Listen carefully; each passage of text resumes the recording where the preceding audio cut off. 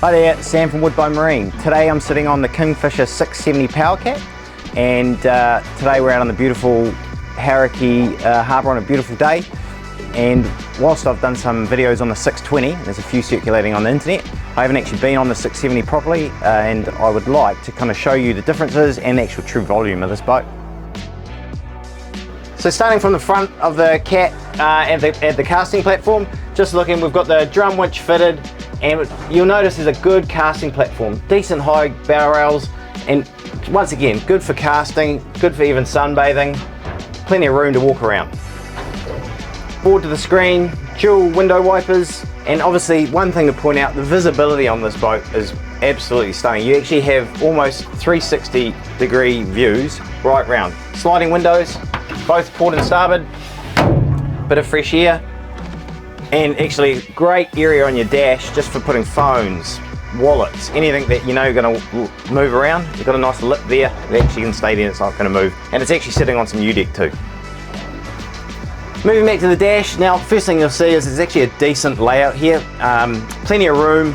We've got a Simrad NSS 12 in here. You could go to a 16. Obviously we've got twin Yamahas on the back here, so we're running the Yamaha CL5 gauge, Fusion stereo, switch to an anchor, switch panel here, pretty standard. You could add more if you add more things to this boat, and VHF radio.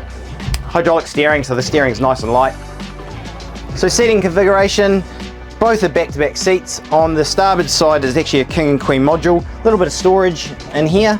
You've got a little bit of tackle box, bolster seats. This is obviously a back-to-back seat, the person facing backwards. And then on the port side, they've actually integrated a module, Isotech module in here, which is actually quite clever. So you can sit there when you're cruising or at rest, but when you want to utilize it to actually put some bait or some storage, they've put a 70 litre Isotech bin in there. And then when you don't want it, it can just tuck away like such, and you've got your seat. So just looking at the roof, they've actually finished the roof with a nice finish, not just front runner carpet, it's actually got like a vinyl material there, just added a bit of touch there. Decent grab rail, so you're going to get this thing in some rough water, and as good as it rides, nice and soft, it's still going to give you a good grab platform for 2-3 people here. Lighting, and obviously this is an access hatch.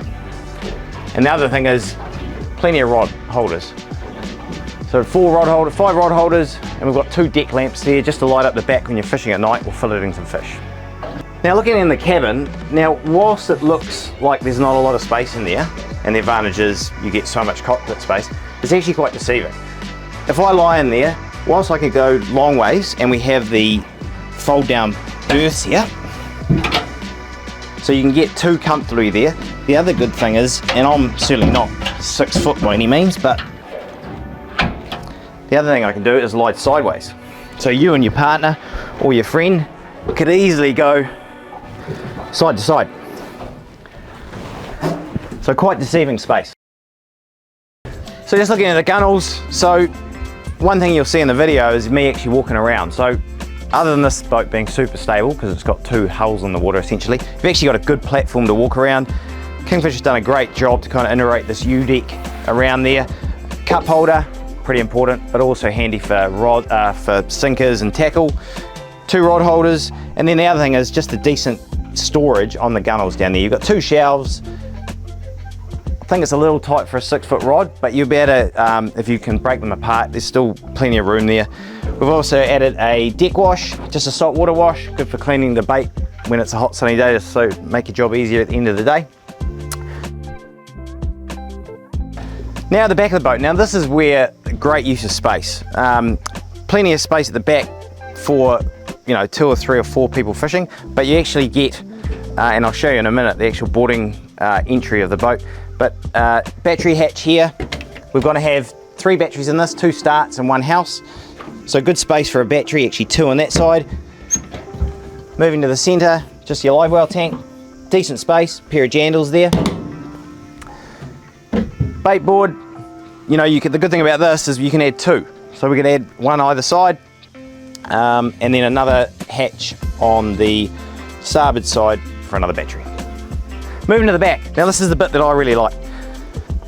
you've got people fishing in there, you can put another person out here. So casting, fishing, chilling, just sitting there having a coffee or a beer, this is a great use of space. The other good thing is about getting your kids in and out of the boat, you're actually staying clear of the engine. So if they're running when you're coming in or towing a biscuit, you're fully clear of them.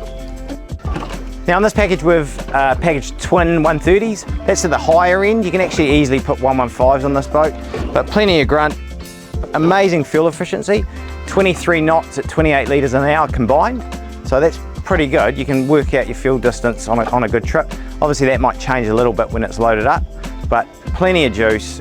I think we got 82 kilometres an hour top end speed. So obviously fuel burn on that's going to be a little bit different than cruise, but just easy to nice cruise around. Doesn't matter if it's flat, rough, it's going to get you home. Underfloor tanks here in this cat, two 200 litre tanks, and the good thing about this is they're individual tanks. So yes, you do have to fill them up at either side, but the good thing about it is if by chance there's some stale fuel or something, contaminated fuel in one tank, at least you know that one of the engines is going to be picking up from a clean tank. Before, until you're actually sitting in this boat, you don't actually understand or appreciate the true volume of this boat. This is 6.7 metres long, and it is what it is lengthways, but the volume of it as you're sitting in this cockpit is massive.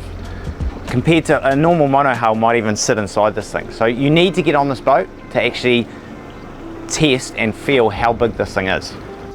Now it's a beautiful day out here, and for those that usually say we always shoot in a flat day, there is some video content of this boat out in some real rough weather. So for those calling for some video content in decent weather, search for the 670 on YouTube and you'll find it.